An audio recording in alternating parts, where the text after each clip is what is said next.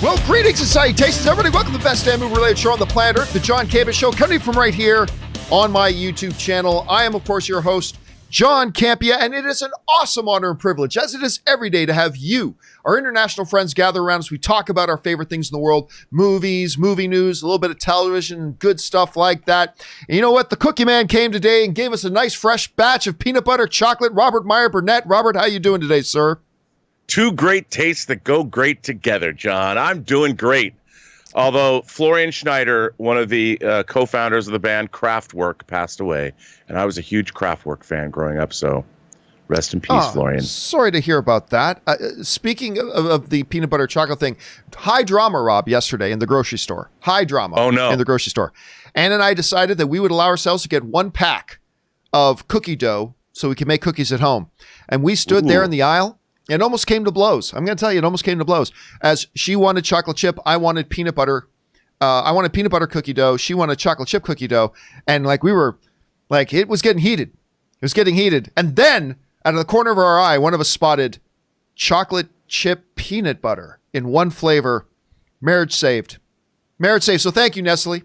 Thank you, Nestle, for saving my marriage. Well, there you go. Hey, listen, guys, we've got a bunch of stuff to talk about here today, and I trust you guys are having a great day doing the four main things: staying smart, staying safe, taking care of yourselves, and taking care of the people around you. We do have a bunch of stuff to talk about here today, and we're going to get things started here today by starting off with one off the top, which is this. You know, Kevin Feige at D23 came out last year and made the big announcements. We got some new shows coming that nobody saw coming. One of which was a Miss Marvel show. One of which was a Moon Knight show. Somebody on this particular show was very excited about that. Yeah. And there was a She-Hulk show. Now, there's been a lot of discussion. Now, basically, really no real news about any of those shows in the 6, 7, 8 months since D23. But there had been some speculation, a little bit of talk going on about She-Hulk, with the understanding that Mark Ruffalo may or may not do a guest appearance on it because, of course, She-Hulk is Bruce Banner's cousin. She got a blood transfusion from her cousin, and that's how she became She-Hulk. So there has been talk about there being Mark Ruffalo. Mark Ruffalo, of course, recently saying that he had no idea if he was going to be on the show or not. There were some talks, but he just doesn't know what's going to happen. Well, Rob, we finally got a little bit of news today. And that news is this. Progress has continued to have been made on the She-Hulk series, as Marvel confirmed that the scripts for the series are now complete, and they are now moving on to more focused efforts of a casting stage. So the scripts are now complete. That tells us a couple of interesting things. The first thing it tells us is that work has continued. So they've been working on this. They've continued working on this. And even through this lockdown, although I'm sure they did it doing social distancing and with the writers isolated at home, but they've been continuing working on that. So it's still full steam ahead on the She-Hulk program. So that's good. It also tells us this, that at this point, Rob, they have to know, with the scripts done, they've got to know if Mark Ruffalo is going to be in this series or not. I mean, it can't be a question mark anymore. If you're saying you've locked the scripts, then your scripts either have Bruce Banner in them or they don't at this point. So they'll probably keep tight-lipped. I'm guessing they'll keep tight-lipped about that. But then should they keep tight-lipped about it? Because, I mean, if you're going to have Mark Ruffalo as Bruce Banner in the show, wouldn't you want to use that as a big marketing piece? Wouldn't you want to use that as a way to draw audiences in? So, I mean, there's that as well. So full steam ahead. And now we get to speculate more about casting. Because, you know, Rob, there was a joke that went around a while ago that they were going to be looking for an Alison Brie type, to which Alison Brie was on television going, I'm an Alison Brie type, so it's going to be interesting. But anyway, Rob, you hear about this news. They've locked up the script. They're ready to go. What do you think this says about the momentum they're having right now? And also, what do you think this says about Mark Ruffalo's participation? And do you think ultimately he will or won't be a part of this series? What do you think? Well, you know, I keep thinking back to the Rick Berman era of Star Trek. And when they launched Deep Space Nine, they tied Deep Space Nine into Next Gen to the point where Patrick Stewart appeared in the Deep Space Nine pilot, sort of passing the torch over to this new show. And I think it's probably a good bet. I would say if you had to give me a number, I'll bet it's 75% or over that Mark Ruffalo is going to appear in the She-Hulk series, maybe if only in the first episode or maybe make an appearance, but they'll wait and use that as a selling point to when they first start dropping promos or whatever. I think it's way too premature, because why get that kind of momentum going now when they've just got scripts and no series? Who knows when they're going to debut it? A year from now, 2 years from now? I don't think they quite know, but I do think probably it's almost I would guarantee you they cannot do a She-Hulk show without an appearance by Mark Ruffalo. Really? You're going to say you guarantee we're going to get Mark Ruffalo in the series to some degree or another? Absolutely, because the whole point of these Marvel shows is that there's synergy with the cinematic universe. And as Mark Ruffalo said, there's no going to be no Hulk film. It's a way to keep the Hulk alive in the MCU, maybe without featuring him yet. So I would say probably it's a good bet. And what I like to hear about this is, look, I was very productive. You've been very productive during this time of sheltering in place. And I think one of the great things about TV shows is all they can do is work on the scripts right now. And in a way, I'll bet a lot of these writers, I'll bet you those She-Hulk scripts are pretty damn good. I bet because what else are the writers going to do? And they had an opportunity to make them as good as they could possibly make them. The show that I have been working on, and I can't announce because it hasn't been announced yet. I worked on episode 10 of it yesterday. And it's a great time for people who are creators, especially for television, writers' rooms, development staff. I really think that we're going to be we're already in a golden age of TV, John, but as we move forward, I'll bet you these these MCU streaming shows, I bet they're going to be pretty damn good, because a lot of this time has been spent honing these scripts, whether it's Doctor Strange and the Multiverse of Madness, which they had to work on. I think that a lot of the shows, and at least the writing staffs, and especially for these Marvel shows, because they've announced so many of them, and it's time where they can be writing them. And I think it's great. And the writers can talk to each other, and I don't know how interconnected they're going to be, but I really think that this is, I choose to see that this pandemic has been a boon for writing. At least, we'll see if that proof's in the pudding in the next year, but I think it's going to be pretty great. And if they've announced that these She-Hulk scripts are done, I think they've got to be pretty damn excited about the direction the show's taking. I agree. And now we just got to kind of wait and see what they're going to do with casting. Question here is, guys, what do you make of all that? Do you think that shows significant progress? They got the scripts locked. Do you think we're going to end up seeing Mark Ruffalo in this or not? Jump down into the comments section below and let us know your thoughts. All right, guys, before we get into our main topics today, just want to do a little bit of housekeeping here. Remind you guys that an audio-only version of the John Campea Show is now available in podcast form for everybody. Just simply go to your favorite podcasting app of choice. Get in there. You'll find the John Campea Show podcast there, and that's there for you guys to find and enjoy. Also, on top of that, for people asking about merchandise, and also, most importantly, people asking about the different gear that I use and things like that, we've set up a page at thejohncampeashow.com/shop where you can go and get the various John Campea Show merchandise, but also you can find a full exhaustive list of the gear that I use all the time, some of the times, have used, find useful, all that kind of stuff, as well as a few other little cool things. So you guys can go and find that. Once again, that's simply at thejohncampeashow.com/shop. All right, guys, with all that down and out of the way, let's now move into our main topics today. And how do we select our main topics here on the John Campea Show? Well, it's really rather simple. You see, you guys come up with them by going anytime, 24/7, over to www.thejohncampeashow.com/contact. Once you guys get there, you're going to see a form. Fill it out with your topic or question. It's absolutely free. Hit submit, and then maybe, just maybe, you might see your submission featured as a main topic here on the John Campea Show. With that down, let's move on to main topic number 1, shall we? And our first main topic today gets submitted to us by Darren Friesen, who writes, "Hey, John, I was devastated to find out John Wick 4 was being delayed for Matrix, but just saw that they're finally moving forward with the spinoff Ballerina and apparently putting Chloë Grace Moretz in the lead. I think this is perfect casting. What is your take on this?" All right, thanks a lot for sending that in, man. And yes, we do know that there is a John Wick Chapter 4 coming. I would have rather seen that before the next Matrix. Again, I'm one of the few people that I'm not all that excited about another Matrix film because, well, all the other Matrixes after the first one kept going on a big decline in quality, and I didn't like anything the Wachowskis did after that either, so I'm not terribly pumped yet. Hopefully the movie will get me back into it. I would have rather seen John Wick Chapter 4.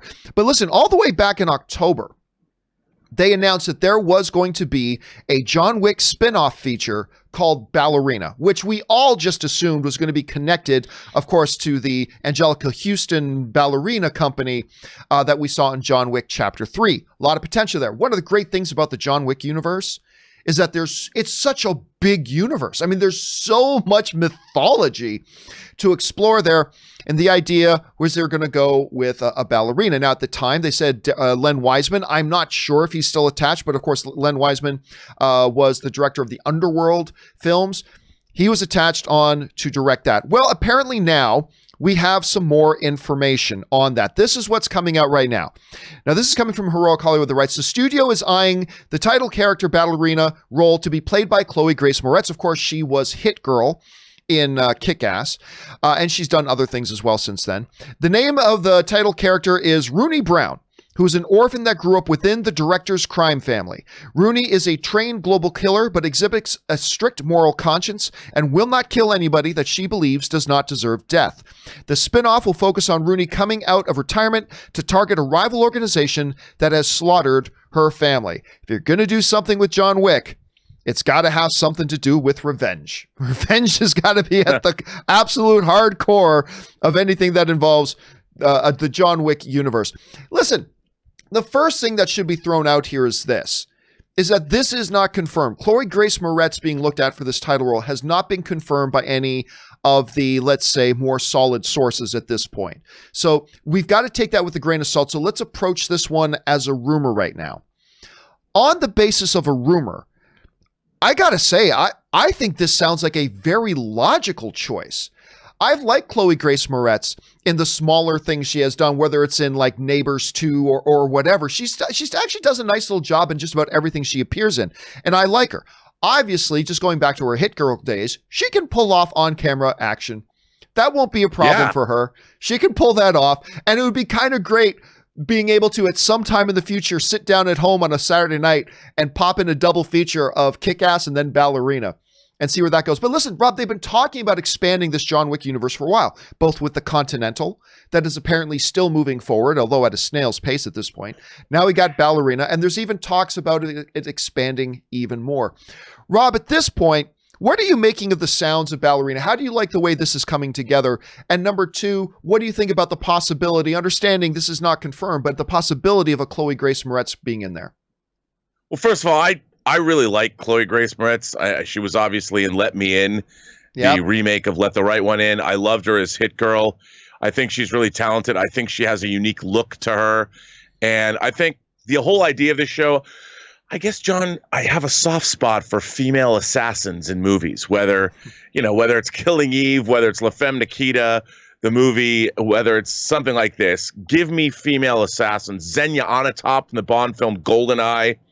I mean, the idea that a young whippersnapper of a Chloë Grace Moretz is going to go unlock or unleash or open a can of whoop ass on people that did her wrong and kill a bunch of dudes in horrible ways, I'm in. I think this is great. And if we get the same kind of action that we get in the John Wick franchise, I think this could be pretty awesome. But again, like you said, I kind of want to see John Wick 4. John Wick 3 left off on a pretty big cliffhanger. And I understand why. I mean, I'm more excited to get a Matrix movie, but I think this could be really cool. Again, they're not going to diminish this franchise, and I think they've just been stepping up, especially the action. I mean, that motorcycle sequence in John Wick 3 was dope. I mean, my God. And if they start doing more of that, I'm not saying they need to go into space like Tom Cruise, but I just like to see people getting messed up in the John Wick movies. And I mean, if she's going to bring more of that, bring it on. And by the way, the rumor is also that they're saying there could be they're planning on having appearances of Keanu Reeves and Angelica Houston as the director at some point. Not that they would be series regulars, but they would probably make a quick appearance in something like that, which I think is a good idea. Yeah, it's just something to tie it all together. All right, guys, question is, what do you think about this? Or what do you think about the idea of the Ballerina overall to expand out the John Wick universe? I actually really kind of like it. What do you guys think? And what do you think about the possibility? Understanding right now, big grain of salt, just a possibility. But the possibility of a Chloë Grace Moretz, I think it actually kind of makes sense. Anyway, what do you guys think? Jump into the comment section below and let us know your thoughts. All right, with that down and out of the way, let's move on to our second main topic today. And our second main topic today gets submitted to us by Luis Molina, who writes, "Hey, John, I've been a fan since the AMC days. Thank you so much, man. I appreciate that. Variety is reporting that Cate Blanchett is in talks to join Eli Roth's Borderlands movie as the character of Lilith. I love Cate Blanchett and would love to see her in any movie. What do you think? Thanks. And bring on the filthy." All right. Thanks a lot for sending that in, man. And of course, yes, Eli Roth, we talked about this a while ago, had come on board. He's going to be directing and developing a Borderlands movie, which is, of course, a psychotically popular video game franchise. So this news came out, and I got to tell you, it made me do a double take. This made me do a double take. This is actually pretty exciting if you're into Borderlands. This comes to us from Variety. It's game on for Cate Blanchett.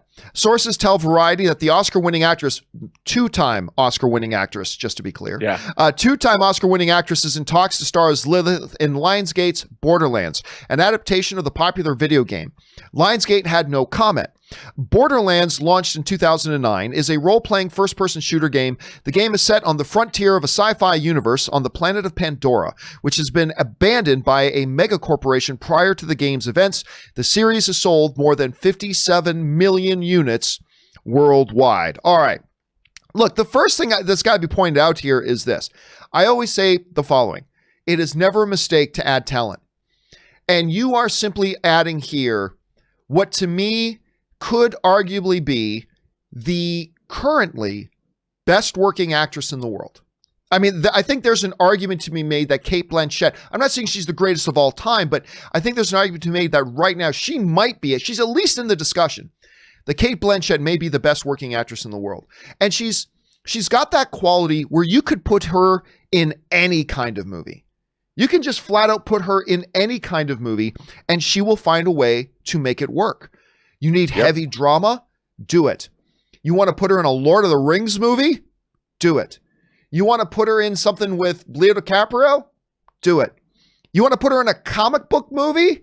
Make her Hela in Thor, where she just walked in to a seemingly, this doesn't fit the Academy Award winning Cate Blanchett, and she found a way to come and play Hela, and she elevated the character with her performance. She can do it. And now you take somebody like that, Rob, and you bring her into a video game movie. I mean, she's done the novelizations in Lord of the Rings. She's done comic books with Thor, and now she's going to go into a video game adaptation. Listen, this says a couple of things. Number one, I think it says a little something about the growing development of the video game movie genre over the last few years. I think it's just, look, we had a big slew of video game movies, and they all suck, with very, very, very few minor exceptions. But I feel like in the last couple of years, you've seen a little bit more of an effort being put into, let's really give these things the major motion picture development. And I think it says something that a Cate Blanchett would come into something like that right now. But the thing that really gets me excited is this. Can you imagine the pitch they must have given Cate Blanchett for her to go, yeah, I'll sign up for that? The pitch must be great. I mean, the pitch must be great. She simply doesn't, Cate Blanchett is not an actress who is hurting for work. She's got her pick and choice of whatever role she wants to do and whatever movie she wants to be in. And for her to say yes to something like this, to me, that excites me because it says to me they've got to have something good at least in mind. Now, whether it executes well and turns out to be good or not, who knows? But this is nothing but good news, Rob. I think if you're a fan of this franchise, the addition of a Cate Blanchett has got to be exciting on several levels. Anyway, Rob, I was surprised. You heard this news. What do you make of it? Well, I love Cate Blanchett. I mean, she's definitely the kind of actress I wish I could hang out with for an evening, you know, not just because she's so cool whenever I've seen her interviewed. And I think that she likes doing these roles. I think when she was Galadriel, she got a taste of it. And, you know, she can go do a Blue Jasmine with Woody Allen or, you know, do some prestigious project. But doing something like this, she gets to play dress up, wear costumes, you know, have pink hair or whatever, play some crazy video game character. And I think that this is something for an actress like her. She's having a good time. I mean, if she had to play Oscar bait roles all the time, I think based on what I've seen of her personality, albeit I've never met, even working on the Lord of the Rings DVD special features, I never met her. But I love watching her in interviews and supporting films, and she just seems like a really cool lady. And I'm sure she looked at this role and said, well, this is going to be fun. And she picks roles because she gets to work. Eli Roth has done some interesting stuff in the horror realm, and this is probably going to be a pretty interesting project. And they probably showed her production art, and look at this. This is what you're going to be. And she's probably like, all right, I'm in. I mean, what's not to love about something like this? And if it becomes a franchise property and they get to bring her back, I mean, Eli Roth, can you imagine, dude, if you're going to make a movie and you were able to score Cate Blanchett? I mean, even if she was playing the Hunchback of Notre Dame or Notre Dame, and you'd be like, Cate Blanchett's going to be the Hunchback of Notre Dame. I mean, that would have been dope. He's probably stoked. Everybody involved in the project is stoked. And by the way, if someone like her is signing on, who else can they get to be in the movie? Which can only elevate the property. That's exactly what I was going to say next, as a matter of fact, because not only are you getting, I believe she's a 6-time Oscar nominee, 2-time winner, all that kind of stuff. When you look at the comic book genre, right? Yeah. Once you started getting names, because people will be tempted to say Robert Downey Jr. Robert Downey Jr.'s name was mud when they attached him to Iron Man. That was some visionary stuff by Jon Favreau. But once you started getting, I'm sorry, what? Anthony Hopkins is going to be in the MCU as Odin? Once you start getting Ben Kingsley is going to be in the MCU. Robert Redford is going, once you started getting these names, it's like nobody is off limits anymore. There was a time, Rob, not so long ago, that even in the comic book genre, there were a lot of high-profile actors' names that you can just write those off. Those people will never be in a comic book movie. Now, I don't know that there's any name that wouldn't do a comic book. And I include Leo DiCaprio in that. Even Leo DiCaprio recently has kind of softened on that and saying, if it's the right script. It used to be that. I think if a Cate Blanchett, 6-time Oscar nominee, 2-time Oscar winner, can maybe in the argument for the best actress in the world right now today, if she's signing up for this, I think what you raise is incredibly important, because this could throw open the floodgates of a lot of other performers and actors looking at maybe the video game genre and going, maybe that is there's only so many movies comic book movies can make. Maybe the video game genre is something I can go in. Look, I don't want to get ahead of ourselves. All right. This is just the announcement of one casting. I'm just saying that the movie must at least look good on paper for Cate Blanchett to join. And Rob, if it turns out well, I mean, sky's the limit for who you could see signing up for video game adaptation movies in the future. I mean, if this comes out and it's good and people like Cate Blanchett's performance and it gets her some attention, can't you see other major stars lining up and going, okay, if a video game movie calls, take the call. Whereas I think maybe in the past that hasn't been the case. Or am I overthinking this? Am I getting too enthusiastic? But I think this could be a major event. What do you think? I agree with you. I mean, I think that, we live in a golden age of fantasy, sci-fi, and horror cinema, really. And video games, I consider video game adaptations are fantasy cinema. Whether we're going to get an Uncharted or whether we get an Assassin's Creed, or hell, I'd love to see a Devil May Cry movies or an Onimusha movie too. But we're in this golden age where anything is possible, where actors, they no longer, it's not like, oh, I'm not going to be in one of those movies because that's slumming. No. I mean, once you, like you point out, Anthony Hopkins is Odin and crossing the Rainbow Bridge and hanging out as a homeless person on Earth or whatever. Anthony Hopkins says to everyone, anybody can be in these movies. It's not slumming at all. So the validation that these actors are bringing to this material means that we as viewers I hope, this is what I hope, John, is that we always are getting, the materials, they class up the joint, to be honest. And I think that can only be good for this kind of material. And I think when you have an actress like Cate Blanchett, you don't want to let her down. You know, you want to make sure that that script is airtight. You want to make sure that the story that you're telling is first rate, because you don't want to be the guy or the girl or the entire team that screwed over Cate Blanchett and squandered your Oscar-winning actress. You know, you want somebody to be like, I'm going to go see that movie, and people loving it, so word of mouth is good, and the blessing that she's given you, you want to make sure that you push that as far as it can go and make some cheddar.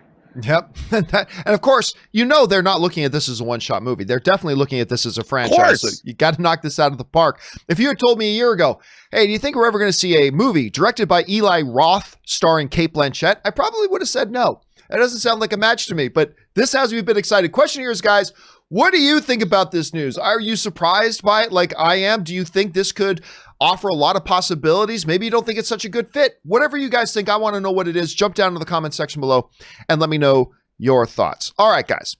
With that down, let's move on to our third and final main topic today. And our third and final main topic today gets submitted to us by Jasser Ben, who writes, Deadline is reporting that Netflix is currently in talks with Louis Leterrier, who I have worked with, actually, director of The Incredible Hulk and Now You See Me, to take on the Bright sequel. Will Smith and Joel Edgerton are set to return as buddy cop duo. What do you think of the news, and do you think this is a necessary sequel? All right, thanks for sending that in, man. And yes, for those of you who missed the news, it looks like it's a lockdown now. They are moving forward. We've thought for a while they would move forward with a Bright 2. But it now looks like everything is full steam ahead. This comes to us from Deadline, who writes, Netflix is negotiating with Leterrier to direct Bright 2, the sequel to the 2017 film that kicked off the streamer's feature film franchise launch aspirations.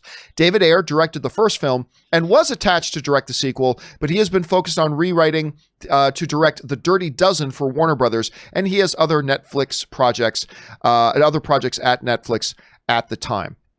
So, what do we think about Bright 2? Well, let's start with them doing a Bright 2. Meh.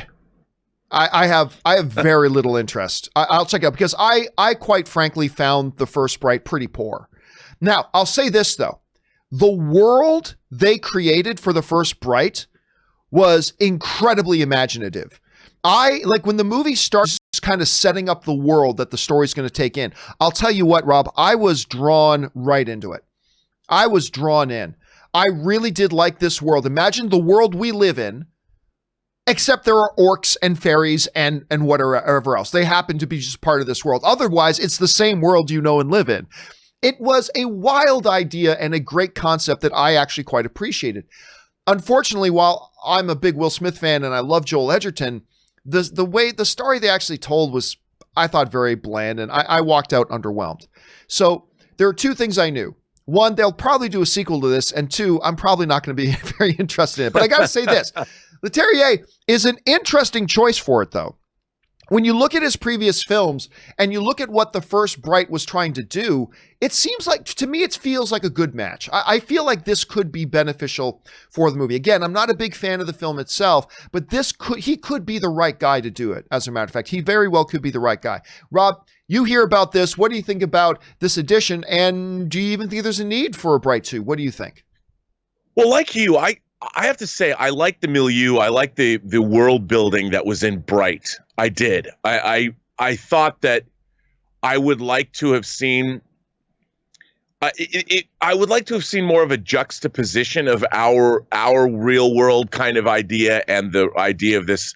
It was a good. Look. I thought the movie was sort of a little half baked.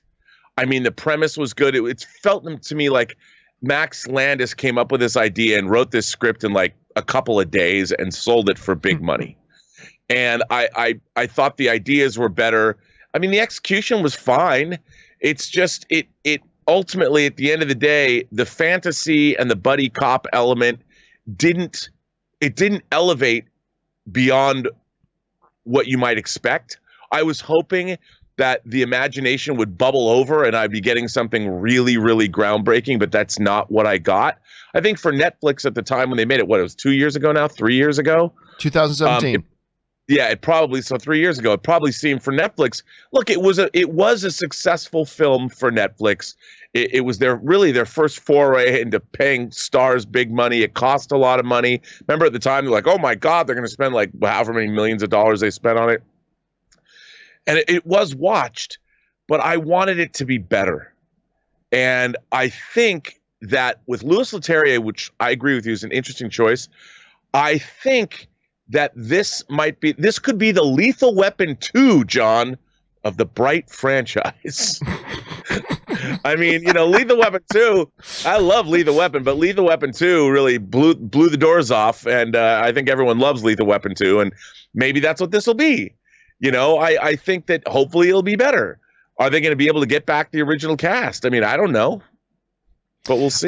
I think that they are saying that the original cast is coming back. So they got Will Smith and Joel Edgerton coming back and all that kind of stuff. So it will be interesting to see. Question here is, guys, what do you think about this? Do you think this is a good fit for a project director matchup? Are you interested? Maybe you like the first Bright. Like, what do you think about all this? Jump down to the comment section below and let us know your thoughts. All right, guys, with all that down, we're going to move into our live questions segment of the show. Now, Robert and I right now are going to take just a short break to rest our vocal cords, stretch our legs, refill our drinks. But do not worry, to get things started by answering some of the early questions that got sent in for the live question segments, we throw it over now to John from Earth 2 to give us some answers to the original questions. And then Earth 1, Rob and I will be right back. All right, thanks so much for that, Earth One John. So let's get you guys caught up, at least started here on the questions you guys have been sending in while Earth One John and Earth One Rob take a little bit of a break. Next up here, we've got Pelican Mike, who writes in, one of two.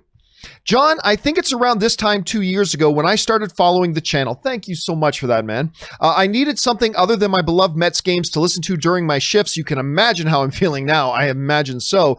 And I think I've listened to every show since then. I just wanted to finally write this to you guys and say thank you for all the great shows. It's made me actually enjoy going into work every night. Oh, dude, thanks so much for that. And seriously, sometimes I think we forget, like doing the show, that we're not just idiots. I mean, we are just idiots talking into a camera. But besides just being idiots talking into a camera, going out into the ether, that there's a lot of people in the community that are participating, whether live or after the fact. And, it's really great to hear from people like you to say that the show actually helps you get through your day or your evening or everything like that. It's an awful honor and privilege that you allow us to be there while you're doing that stuff. And seriously, thank you so much for that. I'm very cognizant of that fact. And listen, it's such an honor too that you would even take time just to write in to say that. So listen, Mike, seriously, I desperately appreciate that very much. So thank you, man. And may your Mets have more glorious days ahead than they do behind. All right, let's see. 50 Shades of Geek writes, Clone Trooper, Chancellor, how many pizzas would you like? Palpatine. Order 66. Clone Trooper, will be done, my lord. The greatest misunderstanding in the history of Star Wars. He was just trying to put in a simple order, and they ended up wiping out all of the Jedi. All right, next up here, Nerd Errant writes, movie recommendation, The Music Man, not the one with Matthew Broderick, but the 1962 one with Robert Preston. And John, wait until they get to the song about pool table. Also, Soap Dish, a 1991 love letter to daytime soap operas. I actually quite appreciated Soap Dish. And you had Robert Downey Jr., you had Elizabeth Shue, you had Sally Field. It's a charming, quirky little film. Now, you got to understand, when I was a kid in the earliest days, my grade 9 year, I had pneumonia, and I was actually home for 4 weeks. And as a result of being home for 4 weeks, and remember, we didn't have YouTube at that time, I'm watching soap operas. I was so desperate for stuff. And so a little bit later, when Soap Dish came along, it was actually something I watched, and it was a charming little film. You want to go see some pre-Troubles Robert Downey Jr., there you go. Nice recommendation, Nerd Errant. All right, next up, Nerd Errant also writes, was Avengers Endgame's mainly due to the films that came before? Yes. The opening weekend, absolutely. But the box office legs was because it stuck the landing. Infinity War was a setup. Oh, the Infinity War was much more than setup. The Infinity War was its own complete movie with a beginning, middle, and end that ended with the bad guy winning. But at any rate, Infinity War was a setup, but it needed Endgame to pay off. We have examples that year of how it's not that easy to do.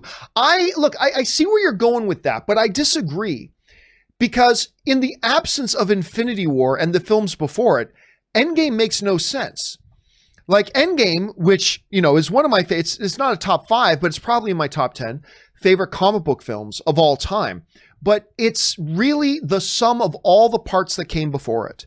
It is not in itself a very good standalone movie. Infinity War, that also relies a lot on what came before, but Infinity War, you could just walk into it cold. I mean, I've told you stories about some friends of mine that literally, that was the first MCU movie they ever watched.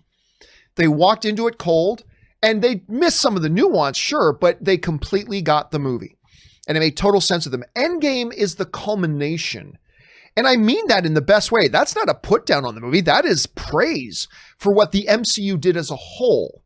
But Endgame really was that. It was the culmination of what they did as the whole, but it really was just building on all the foundation that came before it, particularly with Infinity War, which I think was the better movie in general. But yeah, all that's Portals has no meaning if it wasn't for Infinity War, you know, and all that kind of stuff. A lot of those big emotional payoffs and everything, it's all there. That's just a continuation. Whereas Infinity War really was a great standalone movie all on its own that had the ballsy ending of the bad guy winning, which is like one of the most daring things in a comic book film, especially a bad guy winning on that scale, is something that we've not really seen in a comic book movie before, which I thought was really incredible. Look, do not underestimate what Endgame accomplished and how good it was. Absolutely. But it really isn't any of those things without all those other projects that came before it, particularly Infinity War, but even more so going all the way back to the original Joss Whedon Avengers.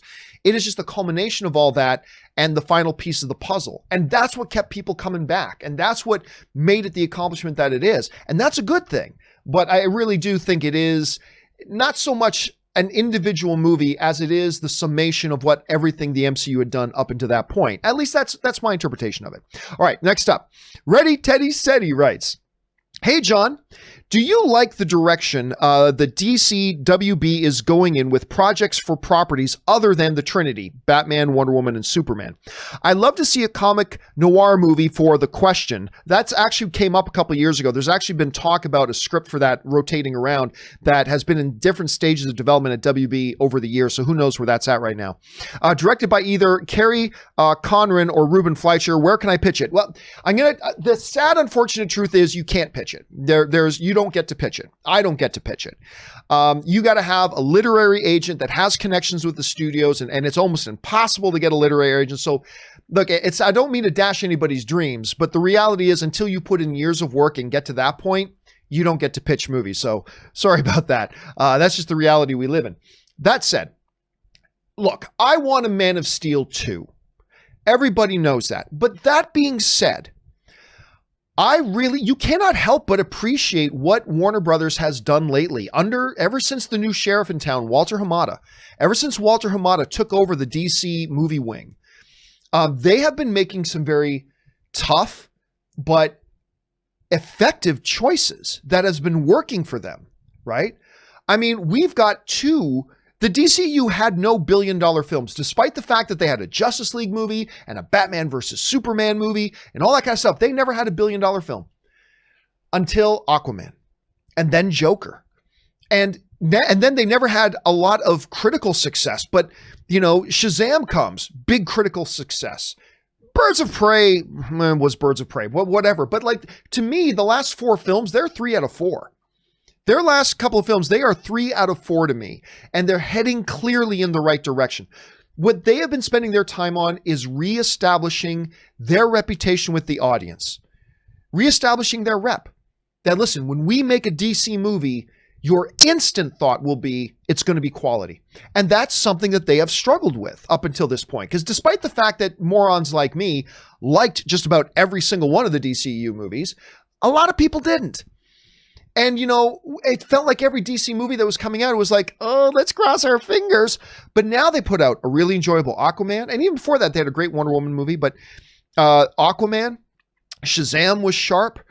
Joker, you know, won Academy Awards. All that kind of stuff. They are reestablishing their rep. And maybe they needed to do that by taking a step back from Superman and from Batman. Now, don't get me wrong. I'm not saying I'm glad they didn't do another Superman movie. Of course I want another Superman movie. But that being said, you can't argue with the results.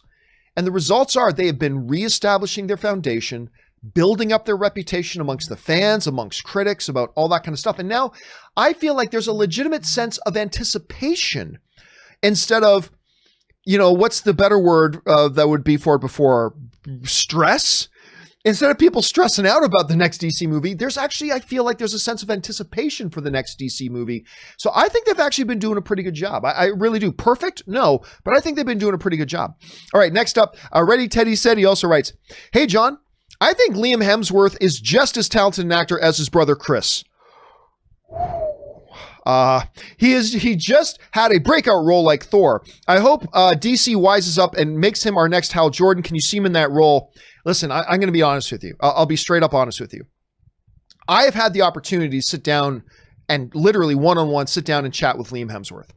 And he is a super nice guy. Super nice guy. And I think a terrible actor. Look, I'm just being honest. My job here is to give you my honest opinion. And my honest opinion, I'm not going to sugarcoat it. I think he is a terrible actor. First of all, he was not any good in the Hunger Game movies. However, that is a very difficult kind of property to show what you can really do. The Hunger Games is a bad thing to try to show what you can actually do. So I'm not going to hold that against him. However, outside of that, he did like Paranoia. Remember that? He had his own big leading movie in Paranoia where he had Harrison Ford and Gary Oldman as supporting cast for him. He was in that movie with Amber Heard as well. He was dreadful in that. Like, just dreadful. Even Harrison Ford and Gary Oldman, with all their powers, couldn't save him and couldn't elevate him. And now listen, to be fair, I have heard from people that he was in that little Rebel Wilson movie called Isn't It Romantic, right? And I have heard from some people that he wasn't half bad in that. So let's be fair. I've heard he's not half bad in that. I have not watched it yet. At least I don't think I have.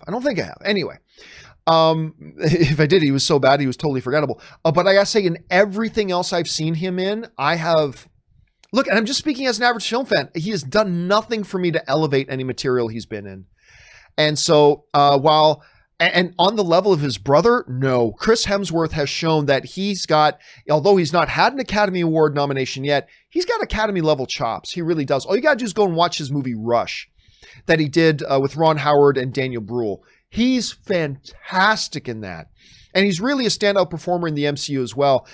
So I just think Chris Hemsworth is leagues beyond Liam as an actor. I really do. Now, it's all subjective too, right? Like, you might watch Liam Hemsworth and think, man, this really works for me. And that's great. That's awesome. Unfortunately, I just got to give you my honest opinion. I do not see remotely leading man material in Liam Hemsworth. He's obviously got the look. He's stupid. He's got the Hemsworth genes. He's stupid good looking, of course. And a very nice guy. But I got to say he's not there yet. Now, keep in mind, he's really young still. He's really young. He just turned 30, I think. So he's like really young. He can get better. And I'm sure he will get better. But as of right now, I got to say, I just got to be honest. I don't think he's a very good actor, to be honest with you. All right, guys, listen, that'll do it for my time. Time for us to throw it back over to John over on Earth One. So John, back to you.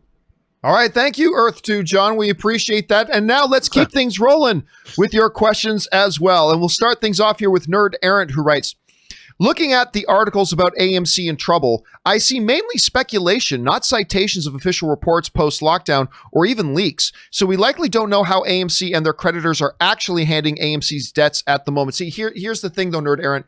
AMC is a publicly traded company. And when you are a publicly traded company and you're on the stock market, certain things about your official records are on public record that financial institutions and analysts are free to look at and analyze. So this isn't like a lot of a traditional Hollywood situation where I'm hearing so-and-so is going to cast so-and-so. Well, there's no way we can know if that's true. In this situation, as a publicly traded company, there's certain financial aspects that are made available for people that they have to be able to see and look at. So it's not just based on speculation. It's not just based on stuff like that. It's actually based on public record stuff. All right. Juan Espinoza writes, Thank you for the Zevia recommendation. I just refilled my Zevia right here. I bought over $100 worth of Zevia and will continue to do so because of you. Well, I appreciate that one. Movie fam, let's get John that sponsor. Take a pic of your Zevia at home and tag Zevia and at John Campea on Instagram. It's the least we can do. No, listen, I told a story the other day, Rob. I don't know if you were here when I did it, but I told the story that I actually got an email from one of the execs over at Zevia that said, hey, we saw you mention our product on your show. And they were kind enough to send me a free case of Zevia, which is great because that's like $20 is a case of Zevia. So they sent me over a case of Zevia, which is great because I drink a lot of stuff, and that was wonderful. I'm like, hey, how about you make me a sponsor? How about you become a sponsor of the show, huh? But I'm being kidding, but I appreciate you checking it out and trying it out. And I'm glad you're enjoying it, man. I'm glad you're enjoying it. All right. Juan Espinosa also writes, much love, John. How smart do you think Nolan's and Warner Brothers' decision to keep Tenet at its original release date now that many states are opening back up and California seems to be opened at a faster pace than originally thought? What do you think? Well, you know, Rob, it goes back to what you and I were saying before. I mean, it could be brilliant. I mean, we won't know until after it comes out. This is going to be one of those hindsight things. But on one level, it could be brilliant because while theaters there are going to be people nervous about going back to the theaters, it's going to be limited capacity, and all that is true. But the other thing that's true is that it's going to have the movie theaters all to itself. And anybody who wants to go see a movie, they're going to be going to see Tenet. At the same time, those other factors could kill it. I mean, the other factors that there's still going to be a good percentage of people that are going to be a little bit nervous about going back out into public places like that. The fact that it is limited capacity. But I think there's some really good potential. Ultimately, we won't know until it comes out. What do you think about it? How smart do you think they look right now? Well, I think they look pretty smart. You know, I think everybody has their own analysts making decisions. And I think, look, there's just a report that Australia is targeting a mid-July date to open up their movie theaters. Can you imagine? I mean, Tenet could, if it's good, John, and let's face it, what Christopher Nolan movie isn't at least good to great? None. I think the answer is none. Yeah, because think about it, it's not just Tenet, it's Wonder Woman 84 too. Warner Brothers is like, everyone else has moved their summer movies into different months, but we got Tenet and Wonder Woman for you. So once you've seen Tenet 8 times in the theater because there's nothing else to go see, you can go see Wonder Woman 84. And I think Mulan, don't forget, Mulan is also set for after Tenet comes out as well. Right now, Mulan is set for late July as well, so a week or two after Tenet comes out. So, but Tenet's going to have that opening week all to itself. I mean, what I do like is that if civilization does not collapse, and I don't think it will, if we're not all living in a post-apocalyptic Beyond Thunderdome wasteland by August, and it looks like things are slowly starting to wake up, then what a way to roar movies back into everybody's lives with not just, these are huge blockbuster movies. These are still, the summer movie season of 2020 can still be saved, assuming we don't all die. But I still think I'm excited. Assuming we're here to see it. Yeah. All right, let's keep moving here. Next up, Willow writes, speaking of ghost directing, is it true that it was actually Alex Garland rather than Pete Travis who directed the Carl Urban Dread movie? Rob, I heard those rumors and whispers. I don't actually have any inside information of that, but have you heard anything about that or know anything more about that? I've heard that very thing. I mean, you know, I don't exactly know what that means. I mean, Alex Garland wrote that film. He was obviously pretty instrumental, and you know, sometimes directors and writers work together in tandem. I can't speak to what actually happened because I wasn't there. But I mean, it wouldn't surprise me if Alex Garland was a presence because he wanted to learn how to direct. So maybe that was the agreement that the director and he had. You know, you don't know. Unless, of course, you were on set and people could tell us, well, the original director didn't know what they were doing. So Alex Garland had to step in, which is, I've heard that about things like Tombstone. Kurt Russell directed Tombstone, really. And you never know. I don't know. I can't. But it's not unprecedented that a writer would step in and offer his thoughts while the movie was being made. All right, let's see here. Ryan Loner writes, my first thought on hearing Taika's doing a Star Wars movie, Luke appears, piss off Ghost. That was one of my favorite moments in Thor Ragnarok when Taika Waititi was piss off Ghost. I just remember I nearly died. Like that, and the other little joke that that Korg does about when they had the wooden fork? What would you call it? The pitchfork, the wooden pitchfork with 3 wooden things. It's like, what would this be good for? And of course, Taika Waititi, who did What We Do in the Shadows, I don't know, killing 3 vampires.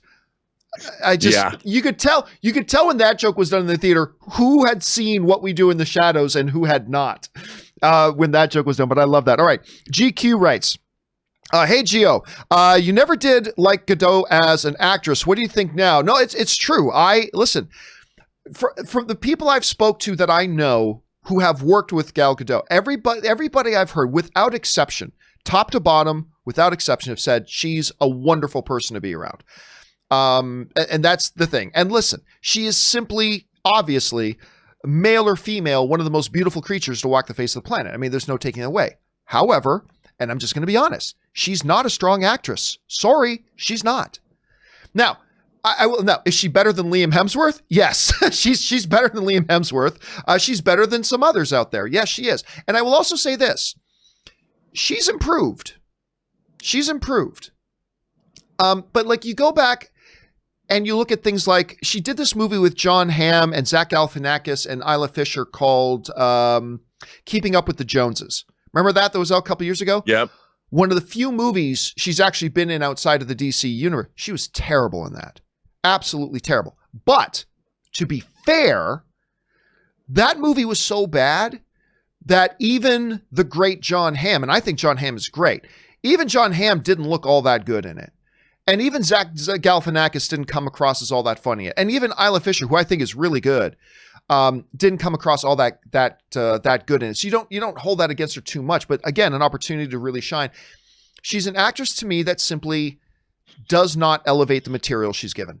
Like we were talking, whether you're talking about a Rachel McAdams or a Lupita Nyong'o or an Octavia Spencer or a Cate Blanchett or Scarlett Johansson, whatever. These are all actresses who take the material they get and they're able to elevate that material because they are legitimate thespian actresses, right?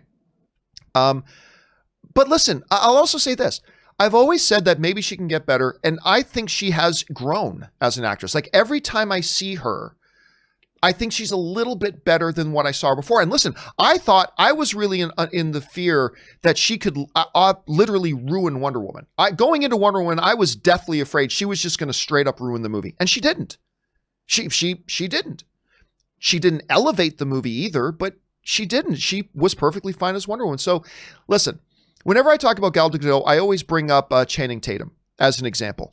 I used to think Channing Tatum, Rob, was hands down the worst actor in Hollywood getting regular work. I mean, without any expectation, I'm just being honest. I thought he was the absolute worst actor in Hollywood getting regular work. But guess what? Today, I'm a fan because he just kept getting better. He just kept getting better and better and better. And we are to the point now that I think is fan. And there's no reason in the world that can't happen with Gal Gadot either. But if I'm being honest, like Liam Hemsworth, I just got to say I don't think she's a strong actress, to be honest. But hopefully she can continue to grow. And maybe she'll get to the point where, like Channing Tatum, I go, yeah, the next Gal Gadot movie, I'm in, because that's where I'm at with not with Liam Hemsworth. No, he's terrible. But that's where I'm at now with the Channing Tatum, and maybe someday we can be there with Gal Gadot as well. Anyway, that's just my thoughts. All right. Christian writes, hey, John/Rob, hope all is well. So you are both sometimes bringing up that White House Down is a bad movie. Yes. And Olympus Has Fallen is good. Yes.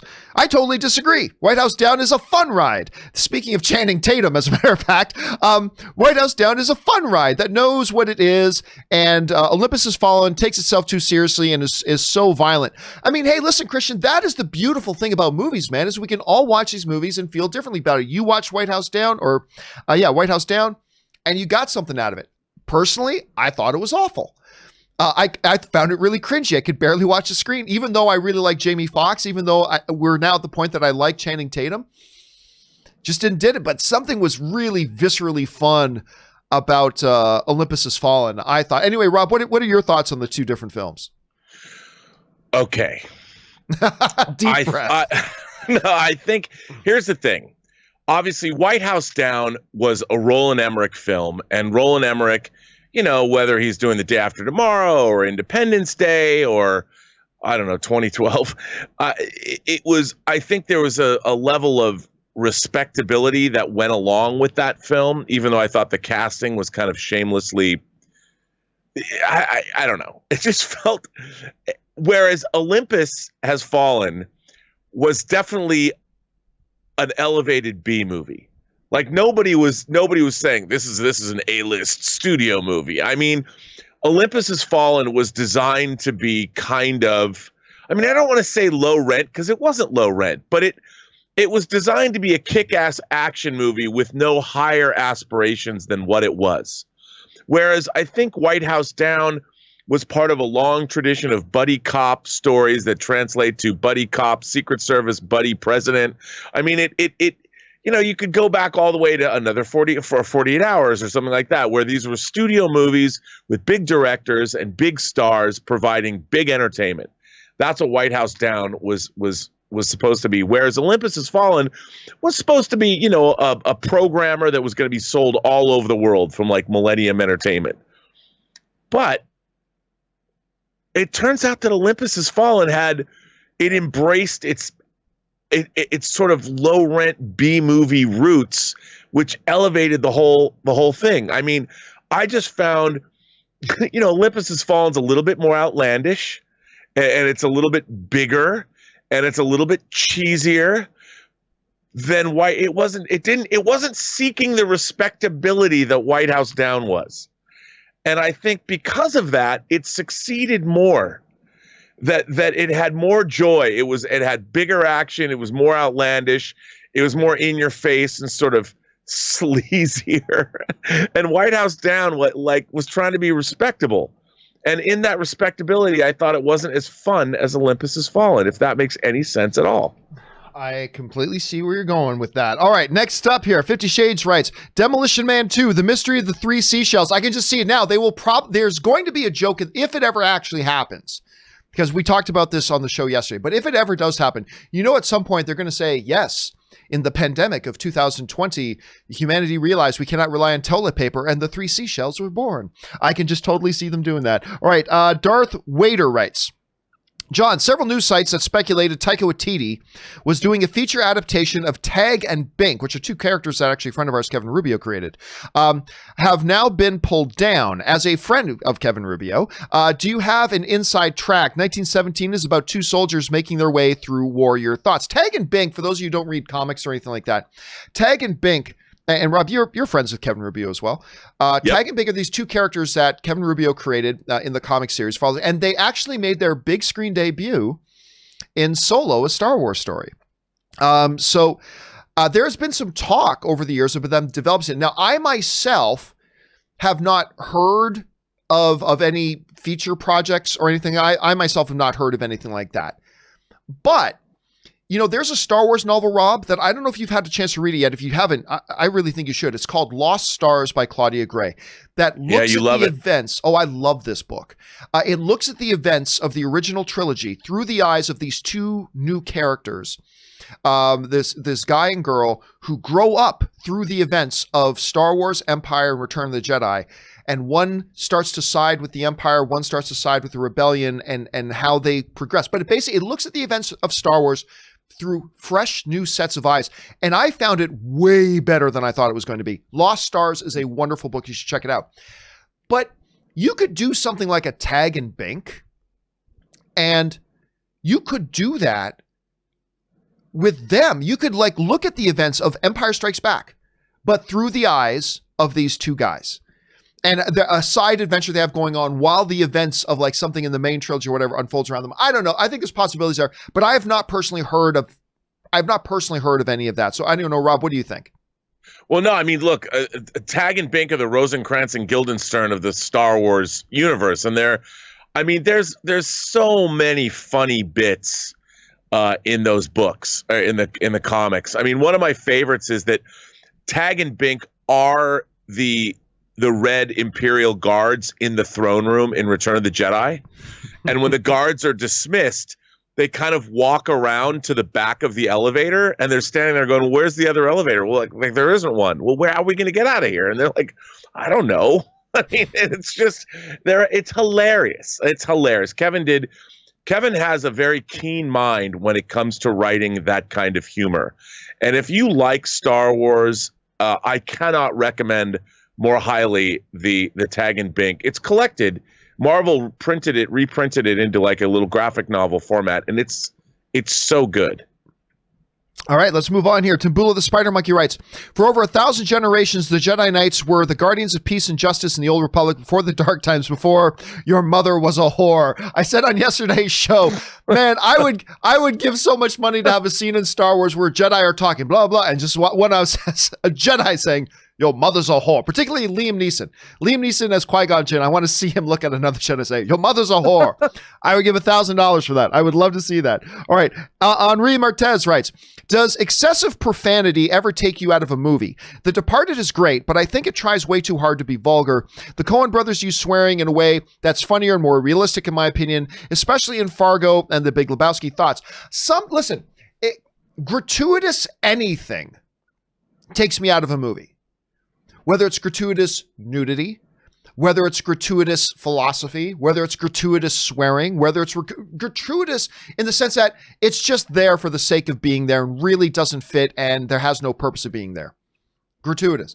I find anything that's done gratuitously to be taking me out of the movie. But it's all about, does whatever they're doing in the movie, whether it's nudity, sex, violence, profanity, whatever, does it feel like it fits in what they're doing? I'll be honest with you. I differ on you, Henri. I think in The Departed, it just felt natural. Like the vulgarity just felt natural. Like in a lot of Quentin Tarantino stuff, right? There's a lot of profanity and stuff like that. But it feels like, yeah, if this were an event that was actually happening and you were in that room, that's what these guys would be saying.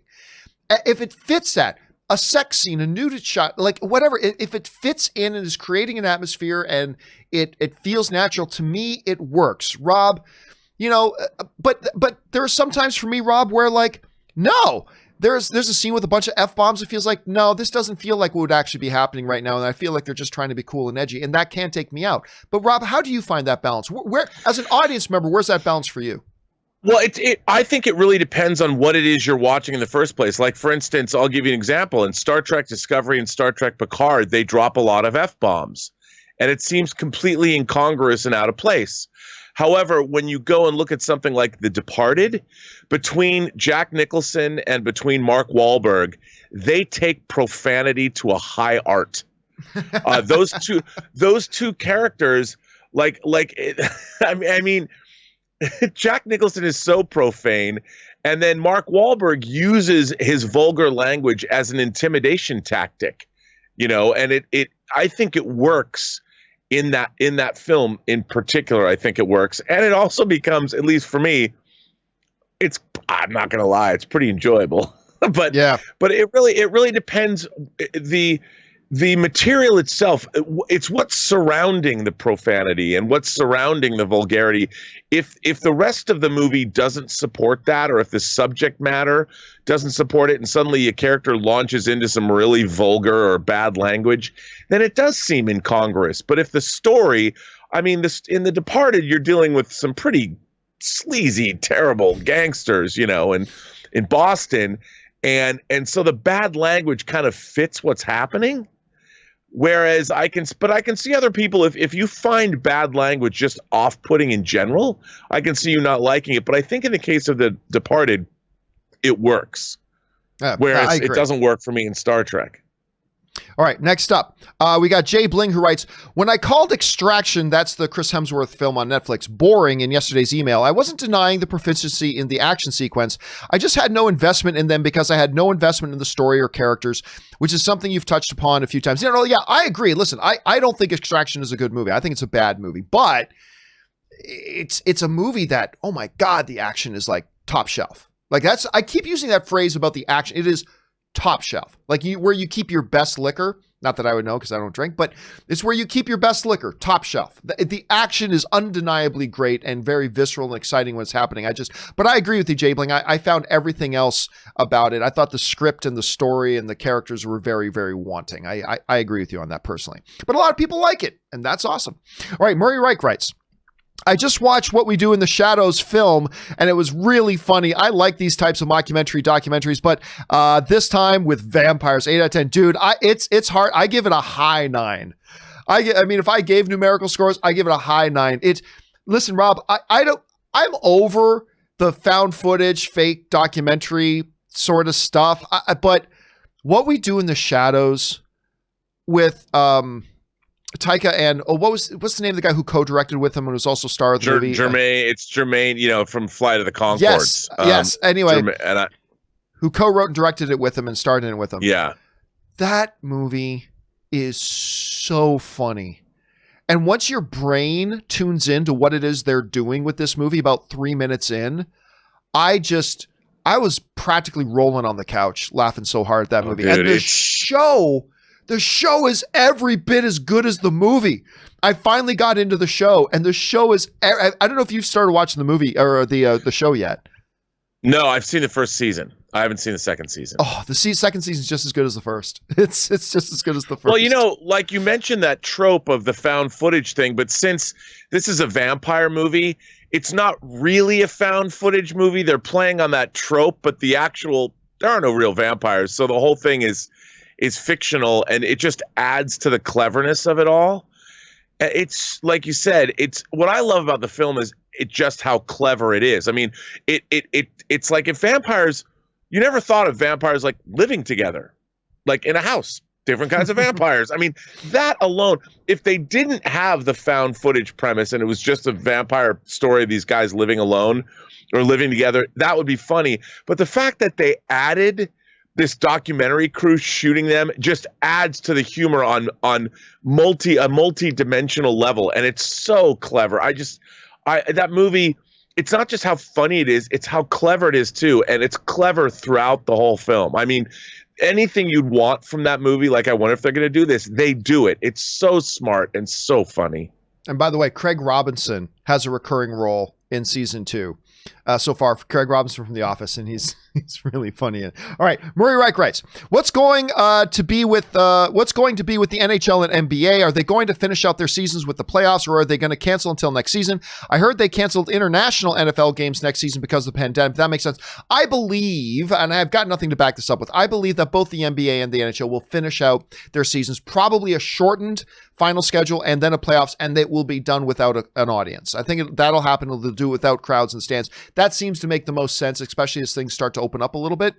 They'll do rigorous medical testing on their players, make sure everybody's good, and then I think they will finish out their seasons shortened and have their playoffs just without anybody in their arenas. All right, anonymous viewer writes, I recently watched Light of My Life 2019, written and directed by Casey Affleck, about a father trying to protect his young daughter after a virus has killed most of the female population. This was like the reverse Why the Last Man. It's a good little movie, and the tension is insane. Recommend. And Casey Affleck, again, really shows he's a terrific actor. He really is. And it's a type of movie. We've seen a lot of this type of movie in the last few years, so it didn't feel like it was, reinventing the wheel or anything, but it was a nice little film. I agree with you on that, Anonymous. Baby Boy 8603 writes, wanted to recommend a show called Defending Jacob starring Chris Evans and Michelle Dockery. It's an Apple Plus TV series, and it's actually pretty good. That is, a few people have brought that up, Baby Boy, and said it's pretty good, and it certainly looks good. Like the previews for it have looked good. Chris Evans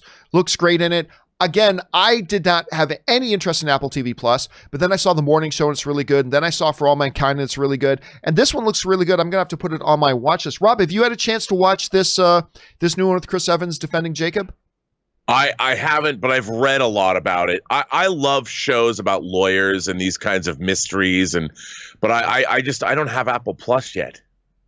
Oh, really? I thought you, especially with For All Mankind, I thought you would have dove all over that. I know. I'm dying to see it. I know. You would love that show. I don't know about Morning Show. I love Morning Show. I don't know if you would love it or not, but you would love it. I love looks at that's the entertainment business and media and all that. So I just haven't jumped into it yet, but I'm going to. All right, let's move on here. Austin Lawrence writes, one of the most powerful and moving moments of recent memory for me was in A Star is Born, and Sam Elliott pulls out of the driveway after dropping off Bradley Cooper. The heartbreaking and naturalistic expression on his face was such a beautiful piece of acting. Listen, I will tell you what. First of all, Sam Elliott, make no mistake, he's a world-class actor. He's world-class. And his performance as Ron 2 in Parks and Rec is legendary. But he got an Academy Award nomination for that movie. And rightfully so. Some people thought he wasn't in enough. He was in it enough for supporting actor. And every scene he was in, he owned the screen. And the dynamic and tension between him and Bradley Cooper was palatable. It was fantastic. He was so good in that movie. And correct me if I'm wrong, but I believe he was nominated for Best Supporting Actor in that. Rob, what did you think about Sam Elliott, I should say, in A Star is Born? Dude, I mean, has Sam Elliott ever been bad? No. Some people would say his performances are a little maybe one note, but I could watch Sam Elliott read the phone book. I love that guy. I thought he was great as the the older brother. He seemed like a real older brother. There was a little age difference there, but I didn't mind. I thought he was great, and I've always loved him. I mean, I loved him in, like, look at The Big Lebowski. Can you imagine The Big Lebowski without him? And he was a big part of A Star is Born's success, I think, as a movie, as a story. He's great. I agree. All right, next up here, we've got, who do we got? We got the Wakandan Forever who writes, more overhyped fighter, Conor McGregor, Ronda Rousey. Wrong. Neither of those were overhyped. Conor McGregor is the first, I believe he was the first UFC fighter to hold 2 belts at the same time. Had never been done. He walked in and was just, no, he was not overhyped. I don't like Conor McGregor, but he's not overhyped in the least. And Ronda Rousey, listen, Ronda Rousey dominated her sport unlike any athlete dominated their sport for a period of a few years. There were simply a few years where no professional athlete dominated their respective sport like she dominated. The only reason there's a women's MMA division today is because of Ronda Rousey and what she did. And her streak of consecutive title defenses and all that kind of stuff. And there wasn't just a period of time that she seemed invincible. Now, eventually, the sport caught up with her. And eventually, other fighters inspired by her because of her dominance got better and better and better. And so you get an Amanda Nunes and things like that. But make no mistake, neither of those were overhyped. Neither of those were overhyped in the least. All right, Dominic Signora writes, hey, John, yesterday you talked about limited slots in cinemas for new releases when they do reopen. Is this because cinemas sign a contract with production studios for X number of theaters for X number of weeks? Or is it more of a gentleman's agreement once a cinema's capacity is full for a few weeks? Does anything get priority? Cheers, Dom in London. It's really not more. What Dom's talking about is we mentioned that with all the films getting bumped and delayed, it is creating a logjam for movies trying to come out before the end of 2020 and even before the end of 2021. It's creating a massive logjam because we have had dozens of movies now have to have been moved. And let's face it, the movie release schedule is under normal circumstances pretty packed. Under normal circumstances, it's pretty packed. Now you have dozens and dozens of major motion picture projects that are trying to get out as soon as possible into an already packed schedule. It's not so much about the number of available screens, although that becomes an issue. It's simply about, do we want to release our movie in a week that already has 4 other major wide releases coming out at the exact same day? Do we really want to put this out in a week where there's already 5 or 3 other major releases coming out? And do we want to put our movie out in a January where there is some space, but January is not really still kind of seen as a month that you want to drop those sorts of movies. So it's less about screens and more about just the packed nature of the schedule and how many other films do you want to open your film against at the exact same time. So I don't know, Rob, that's how I kind of see this right now. When you look at the issue of the release schedule and them trying to do that. And studios don't want to now schedule their movies for 2022 and 2023. They don't want to schedule it that late. So we're getting into a situation where more and more studios are having to look at, well, what do we have on our release schedule that probably wouldn't do that great in theaters, and maybe we're going to need to look at making deals with HBO or Netflix or things like that. Even though we wanted these in theaters, we simply have nowhere to put them unless we put them off in 2022, and we can't do that. How do you see that shaking out?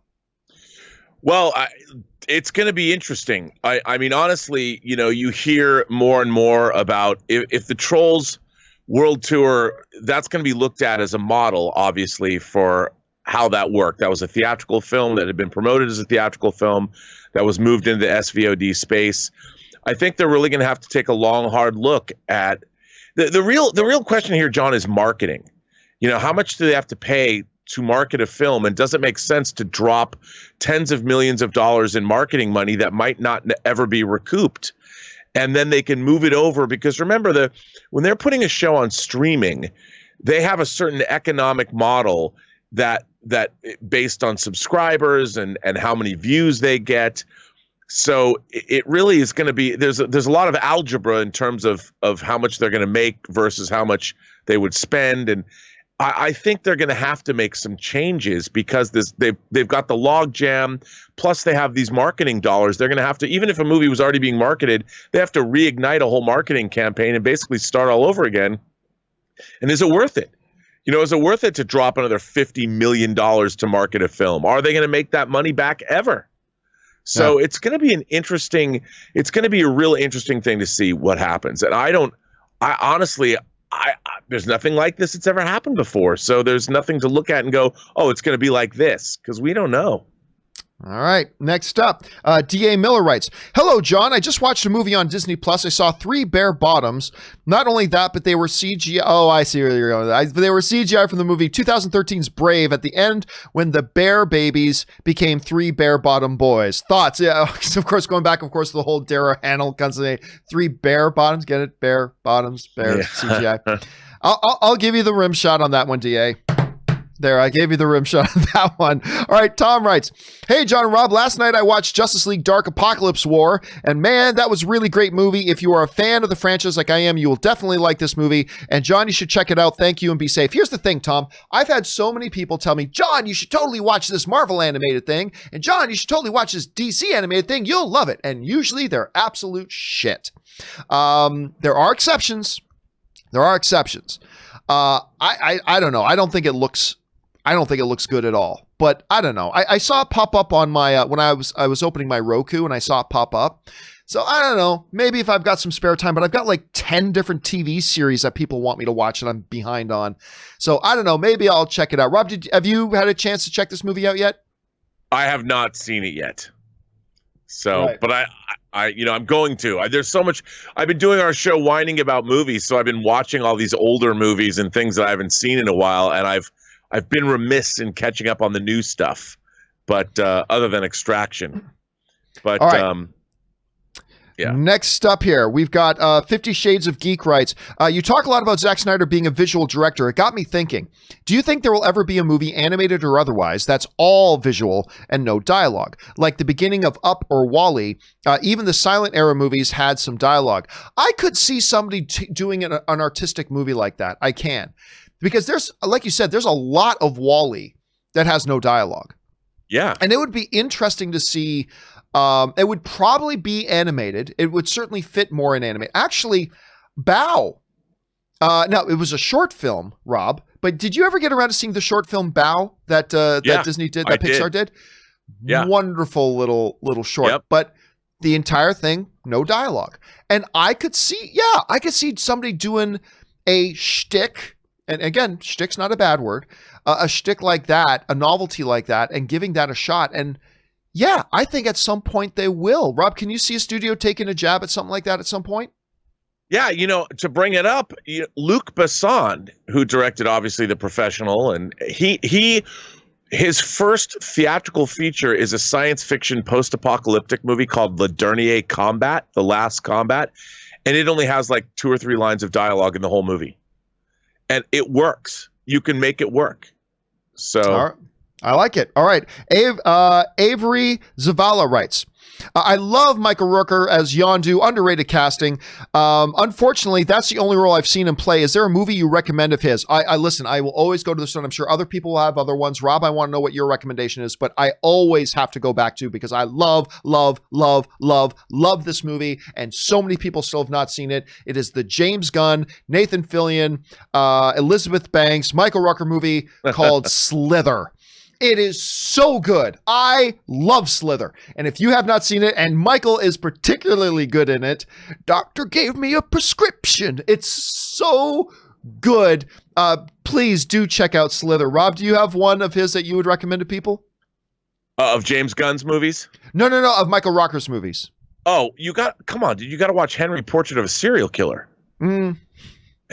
Mike, it's not pleasant. But one of the great Michael Rooker performances is Henry, Portrait of a Serial Killer. I mean, it's the first time I remember seeing him, and man, it is rough. It is rough, but amazing. All right, let's try this out. Next one, Suthius writes, hey guys, did Tony even have any time to give Edith to Fury to give to Peter? Since we know Fury is actually Talos in Far From Home, could it be that he stole Edith to give to Peter? What repercussions could that have in the future, if any? Any thoughts? Well, he couldn't have stolen it to give it to Peter, or else the safety features that were built into it wouldn't have been there. Again, to me, the whole thing makes no sense. Really, when you sit down and look at it logically, it makes no sense, and that's fine. It's a comic book movie. In our favorite comic book movies, there are some things you just got to accept and say, okay, we move past it. But it is a dumb thing, even though I really quite like Far From Home. But no, I don't think that is something, when you look at the repercussions of it, that's something that doesn't logically flow with what they did do in the movie. So no, I do not think that Talos posing as Fury stole it, because he never would have known when to steal it. He never would have known when to steal it. So I think that's a big thing there too. All right. Murray Reich writes, what butter popcorn company do you use in your home? I don't actually have popcorn at home. Like, that's the thing. It's only when I go to the movies. And when I go to the movies, come on. No popcorn? No. I mean, once in a while, Anne likes some, every once in a while, Anne likes some kettle corn, microwave popcorn. And once in a while, she'll do up a bowl and maybe I'll take a piece or two. But honestly, basically, no. Like, I personally never buy popcorn to bring home. I never buy popcorn to bring home. But when I'm in a movie theater, Rob, I'm telling you, it is a Pavlov's dog thing. It is totally a Pavlovian response. I walk in and instantly I start to salivate and I got to have it, but not at home. Never at home. All right. Esteval Garcia writes, John Wick spinoff with Jason Statham, would buy that. But now you're putting the actor before the story. Right? Now you're putting an actor before a story, and that always leads to disaster. So, I mean, if you have the right stuff, but I'm telling you what, Ballerina, that's the idea of Ballerina and expanding this John Wick universe. That's what excites me. I like the addition of a Chloë Grace Moretz if that happens, but the exciting thing is the story. I'm not going to get excited about the idea of an actor joining something when I don't know if there's the story there for that. I know the character, and you never create the character just to make place for an actor. It's got to be, you got to put the priorities in the right order there. All right. Ketchup on Eggs writes, Bright was a great concept, executed very poorly, waste of an interesting idea. I agree to a point, but I think the world they created was so interesting that I'm okay for a sequel to see if you can take better advantage of it. I don't think Bright was a dumpster fire, but I just didn't think it was good. But the world they created was good. And so I'm going to be curious to see what they can do with the sequel. Murray Reich writes, once the pandemic is finally over and theaters can reopen to full capacity, what changes can you see happening in the new normal in movie-going experience? Like, once everything is completely up and running? Oh, I don't know. I mean, Rob, the only thing I can see that would become a permanent new fixture moving forward, like once we've put this particular period of our human existence behind us, is maybe, you know, I've brought this one up a couple of times. All theaters have to have hand sanitizer at the entrance to the theater. And everybody is required to apply hand sanitizer at least once before entering the theater. Other than that, no. Again, we're talking about once we're all completely back to normal.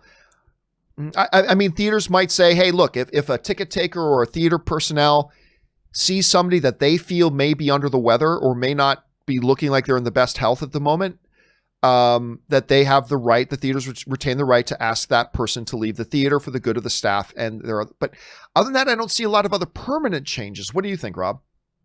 I don't think so. What can they do? I mean, ultimately, it's going to come down to things like civil rights as well. Like, are we going to limit personal freedom? I think, look, hand sanitizer, when we go into our local Vons, they've got somebody outside sitting, squirting you with hand sanitizer. Same with Trader Joe's. And there's people who are right behind there sanitizing the carts, you know, where you put your arm. And I think we're going to see a lot more of that, which in a way is going to create more jobs for these places. But I think at the end of the day, how can you police people's health that way? Maybe you're going to be taking their temperatures and things like that, but you know, they are going to have to be able to, no shoes, no shirt, no temperature, no service. I mean, I don't know, but there's going to have to be precautions taken, but it can only be done up to a point, really. Otherwise, is anyone going to go to the movies again? Well, I mean, look, you brought up the shoe thing before. Everybody still flies. And I think a lot of the changes, I think you're right, will happen like within the companies themselves. Like, I think you'll see movie theaters implement new standards that the staff have to do. Like, hey, we make sure that all these popcorn buckets are always sealed until the evening they're going to be used. We make sure our staff has to wear gloves at all time. We make sure that sort of thing. But listen, I know there was a buddy of mine who had a really bad cold and was supposed to fly and checked his bag, went through airport security. But when it came time to give his ticket to the agent and walk up the plank and get on the plane, they could see that he was flush and his nose was running and he was congested and stuff like that. And they didn't let him on the plane. And he was mad at first, but afterwards said, you know what? It was the best move for them. I was going to make a 5-hour flight miserable for somebody next to me. Maybe I was gotten somebody else sick, and that's not what people sign on for. They have the right to do that. And I think at some point, you know, the movie theaters are privately owned places. They're not public spaces that we all have a right to be in. They're privately held places. And if they should probably implement a thing where theater staff have the authority to say, you know what, sir, we'll refund you, but you look like you're not doing so good right now. I'm not saying, oh, I'm limping, so therefore you got to get out. But like, like you're coughing and you're sneezing a lot and you're running nose and blah, blah. And you know what? I think it would be best for you, sir, and best for our staff and our theaters that maybe if you left right now, and we'll give you a refund and, you know, come on back and we'll give you a coupon for a popcorn next time you're here. But other than that, I think you're right, Rob. Once it's all behind us, I don't think you can go much more extreme than that. Also, because then you'd have to do it for malls too. You'd have to do it for malls. You'd have to do it for grocery stores. I mean, everywhere. And, you know, there's also insurance issues. One of the big things facing the motion picture industry is how can they get production insurance for their crews? Normally you have production insurance for accidents and things like that. But what happens if somebody who's infected with COVID comes to work and doesn't know they're asymptomatic or whatever, and you get your whole crew sick? What's going to happen then? So it's going to be interesting moving into a new normal, but it's going to take a lot of personal responsibility and professional responsibility out in the workplace. So it's going to be a combination. We're just going to have to start leading our lives a little differently, I think. All right, let's move on here. Eric Huffman writes, would it be a good idea for Warner Brothers to consider Rian Johnson as the writer and director of a new Justice League film? Again, I don't do should X director do X movie questions. All I'll say is the same answer I give everything. All I care about, whether an actor or a director, is are they a talented actor or director? If the answer is yes, then great. So I could see 50 directors doing that. Rian Johnson, his movie was just nominated for Best Picture. It was great. If you haven't seen Knives Out, you should. He's a great director. So yeah, but it's the same thing I would say about 50 other directors. Raj writes, in my honest opinion, Age of Ultron is probably the most underrated Avengers movie. It is the most underrated Avengers movie. It's probably the only underrated Avengers movie. The moral, ideological, and spiritual questions it raises were quite unique for a comic book movie. I understand the superhero movies demand more, but on a serious movie quotient, does it not score over other Avengers movies? What's your thoughts? Yeah, I think there are elements of it that I think are better than other Avengers movies, and elements of it that it is not. Like, I keep going back to Rob. One of the best moments ever to me that really sticks with me, and I've talked about it a lot, is that scene at the party where Black Widow and Banner are talking. So good. And she basically reveals to him, yeah, I'm into you, by telling the story, there's this guy, like all the guys I've ever known are ready to run into the fight. And then there's this one guy I know who runs away from the fight because he knows he'll win. And I just remember that, like, I'm going to, it was just done so beautifully, acted by Scarlett Johansson, and even Ruffalo's like reactions to it. I always lamented that they never followed up on that. I always lamented that they didn't follow up on that. But yeah, Ultron has some weaknesses, but it's also overlooked. Anyway, your thoughts. Dude, I love Age of Ultron, and people have said I've told people that I would watch a 2-hour Avengers movie where they just spend a time at a party, where you just watch an Avengers party movie, where they're, an Avengers tower, it's not there anymore, Avengers headquarters, and they have a dinner party, just like all of those scenes. The scene where everyone tries to pick up Thor's hammer and, it's just chilling out. I mean, it's a testament to how beloved those characters have become, that you can have scenes like that. And those intimate moments between Avengers that you don't normally see, it works so well in that party sequence. And you realize how great these characters have been realized on the big screen. I really love Age of Ultron for that very reason. And also, look, that opening shot with the really long, like, single take when you see all of the Avengers in action as they're about to attack that Hydra base. And I love James Spader as Ultron, and you meet Quicksilver and Scarlet Witch. There's so much to like in Age of Ultron. Collectively, I think it might not be as viscerally fun as the first Avengers, but I think it's very satisfying. All right, next up, Wakandan Forever writes, I'm so over COVID-19. Can I get a kiss double thing? Yeah, I'm over this whole thing too, man. I mean, listen, it is what it is. We got to stay smart, stay safe, take care of ourselves, take care of each other, do it all in the right time. But I agree with you, man. I mean, I've been over it for weeks. I've been so over this for weeks, dude. The Wakandan Forever writes, my dream crossover growing up, Smurfs, Muppet Babies, He-Man, Thundercats, Knight Rider and Airwolf, The Greatest American Hero and MacGyver. What are yours? I never really thought in terms of crossovers, to be honest with you. I always just liked the shows for liking them. I remember one of the first crossovers I ever saw, which one was it now? It was like, it was Different Strokes.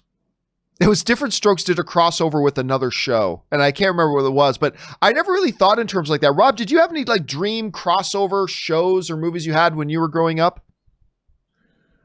When I was a kid, there was a TV show on called SWAT. And I loved SWAT with Hondo Street, Deacon, Luca, and they made them Sam Jackson. The SWAT was Sam Jackson, but I wanted SWAT to cross over with like Emergency, which was a medical show about paramedics.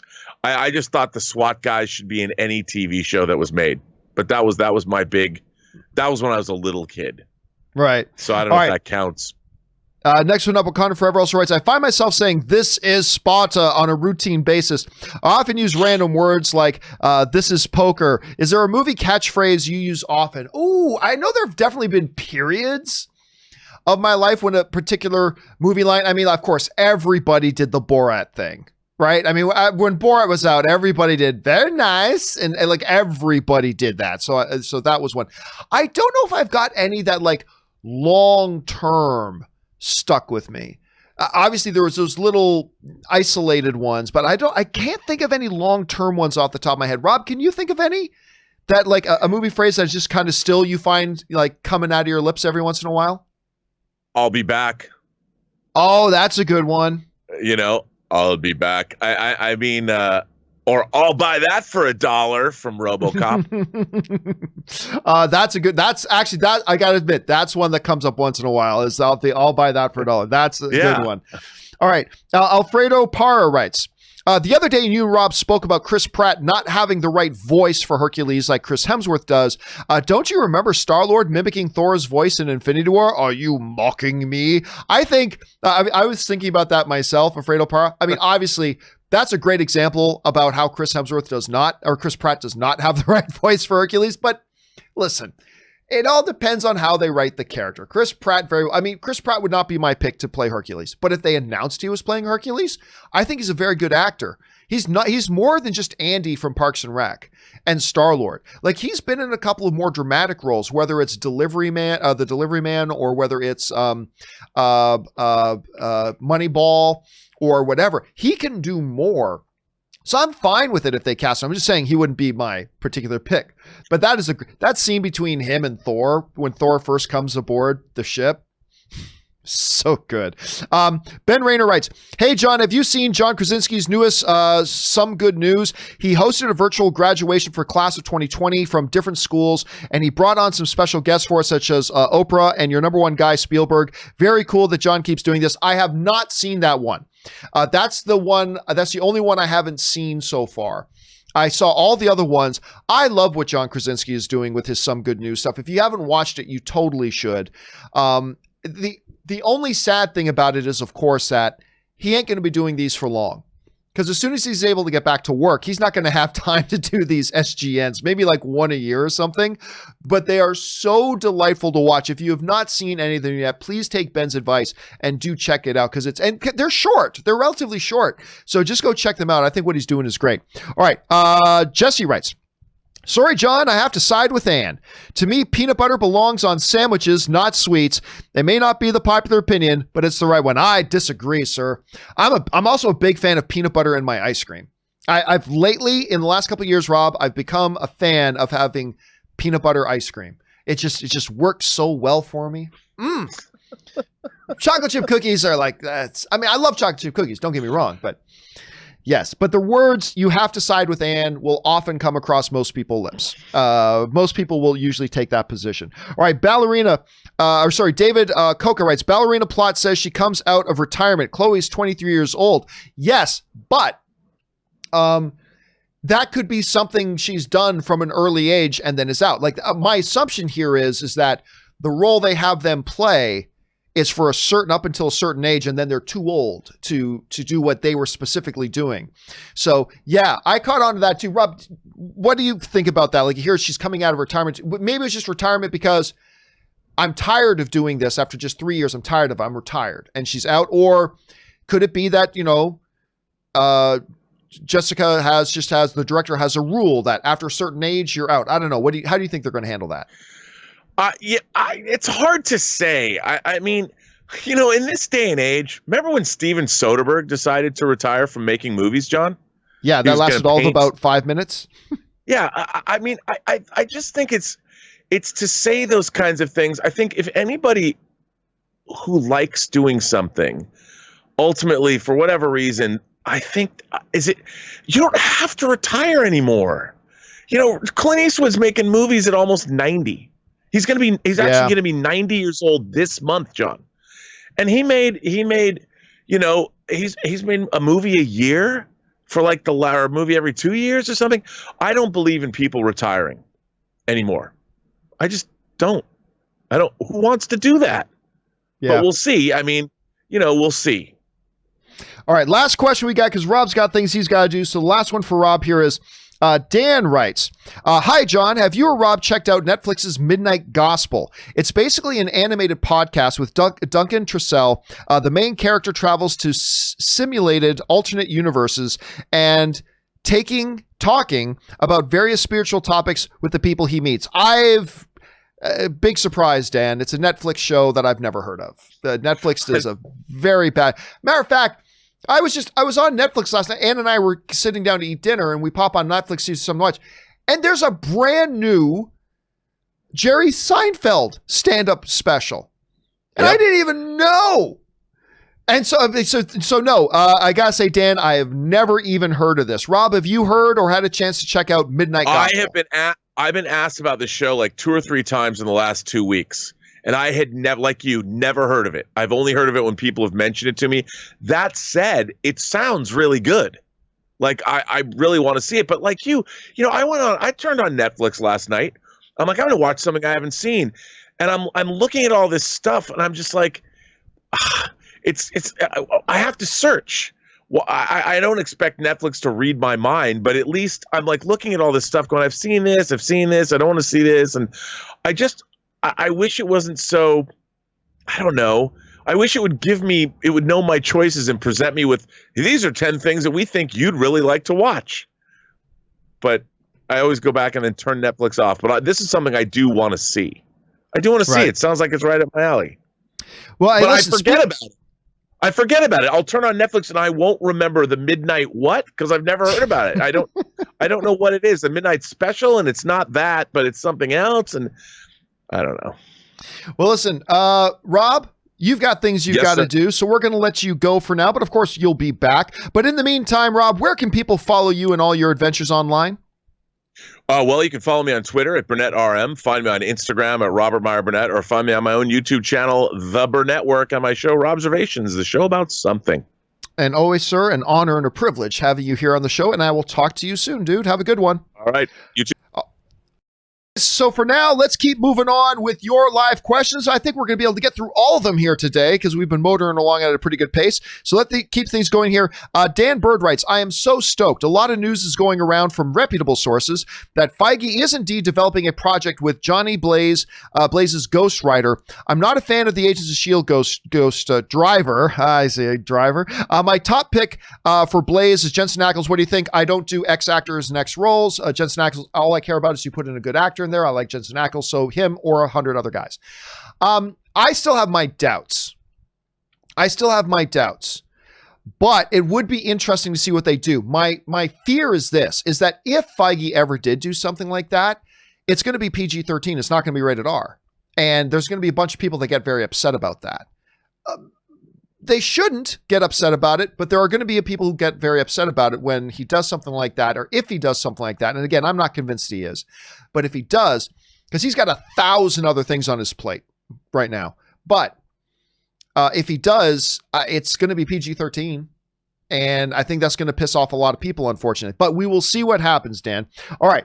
Next up, Lloyd Heidler writes, hey, John, just wanted to share with you and the community that my little baby daughter, Margot, was born today. Oh, that's awesome, man. I am so full of joy, which is pretty rare in these strange times we live in. We thank all of you in the film fan community for being awesome. Dude, that is so good. You know, somebody else wrote in the other day to talk about, somebody wrote in and talked about they just got engaged. Somebody wrote in and talked about them and their partner just had a kid too. It's so good when there are so many things that suck right now. There are so many things that suck right now, and it is so good to just get some good news, right? John Krasinski's SGN, just to get some good news. That is exciting, man. Thank you for sharing that and sharing with the community, and I hope you and your partner are everybody's healthy, including the baby, and best of luck to you, sir. You got a mountain to climb in front of you. So best of luck to you, sir, and thanks again for sharing that, man. Matthew Melograno writes, Corona Zombies exclusive trailer. Yep, you knew some B studio is going to put together this movie, and it's true. There is a movie called Corona Zombies, and a trailer did drop with the. I didn't watch it myself, but it is out there. Red 5 Strong writes, I got a buddy who started a comic book line called Red 5. Red 5 Strong writes, just sends it a super chat to be supportive. Thank you so much, Red 5. All right, Big Dog writes, I feel like Chloe Grace Moretz and Ellie Fanning would be great choices for Supergirl in the DCEU, assuming they're going for a teenager/young adult Supergirl. Which choice would you prefer? I'd go with Ellie Fanning because she's talented and my celeb crush. I wouldn't go with either of them. Honestly, if they were to come to me with a list of 50 actresses and said, neither of those would probably be it. But again, I like them both, so if they were cast, that's fine. If a DC executive came to me, though, and said, Campea, we're going to make the decision yours. Is it either going to be Chloe Grace Moretz or is it going to be Elle Fanning? I'm going to go Chloe Grace Moretz. But again, I don't think either of them, to be honest with you, are a good fit for that. But if I had to pick between the two of those, if I absolutely had to, I would probably go with Chloe Grace Moretz. All right, Joseph writes, did you read the recent Polygon article about Josh Trank and the production troubles that happened on Fantastic Four? What's your opinion about it? And do you look forward to Capone? I am looking forward to Capone. I've been looking forward to Capone for a long time. And yeah, listen, I think I've known about a lot of the behind the scenes stuff that went on with Fantastic Four. And listen, Trank made some mistakes. He did. I've never said that he didn't. He did. And he will tell you he did. But he was also done pretty dirty by the studio at the same time.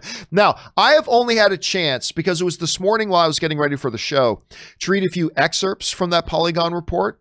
And yeah, we talked about Capone, which was called, what was it? Not Gonzo. It was going to be called, what was it going to be called? Something like that. And they changed the name to Capone, which was a good change. Capone is a much better title for that. That stars Tom Hardy. And the trailer dropped a few weeks ago. I thought it looked great. I'm very excited for the film. But yeah, what happened with Josh Trank and the Fantastic Four is going to be a story that gets told for a long time as a cautionary tale.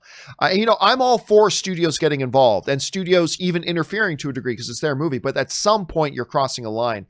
And I really felt like Fox crossed the line on that a lot. And I think it hurt. I think it hurt the movie. I really do. All right.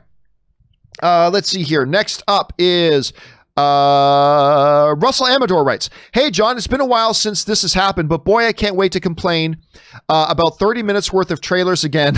If it means seeing all the movies we've been missing out on, I'll take it. Patience is key and there is hope." Yeah, I mean, listen, one of the things I hope they learn is that they should not be running 30 minutes worth of trailers.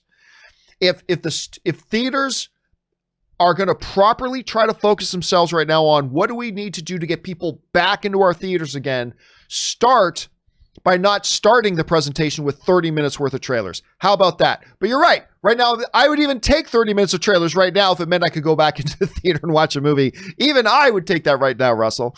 All right, Jesse writes, and this is our final question of the day. Jesse writes in, a quote I use a lot is, "F it, dude, let's go bowling," when I'm fed up with something. Not sure why I use that. Not sure why I use that one. It's not like I plan on going bowling. That's a good one to use. I'm still trying to think, Jesse, about some of the other ones. Like Rob brought up a couple good ones. Like I'd buy that for $1. That is one that still comes up now and again. I'll be back is definitely one that comes up now and again. You still hear a lot of people saying, "I am your father," whenever the context is appropriate. But yeah, it is funny though. Just in something like that, pop culture wise, the way movies so saturate our culture, when even a part of our daily, our dialogue, right? Our vocabulary becomes, enriched with just quotes and lines we hear in the movies, we hear and see in the movies. And it's totally a big part of it. All right, guys, listen. That will do it for today's installment of the John Campea Show. Thank you so much for being here and being a part of it. Thanks to Robert Meyer Burnett for always gracing us with his presence. He'll, of course, be back. Thank you to all of you guys for making this show a part of your day. When you guys can be doing a lot of things, you decide to hang out here with us, and we are very, very grateful for that. And a special thank you to all of you guys who sent in the questions, not just because you gave us great fun things to talk about, but also because you supported this channel while you were doing it. And for that, all of us here on the channel, thank you guys very, very much. Don't forget, the John Campea Show returns again tomorrow. And of course, one more time, don't forget the podcast is available. Just search for the John Campea Show podcast on your favorite podcasting app of choice. Your podcasting app of choice. Let's see if I can get through the rest of the show here. And make sure you subscribe to it right now. Guys, again, thanks for everything. We'll be back. My name is John Campea, and until next time, my friends, bye-bye.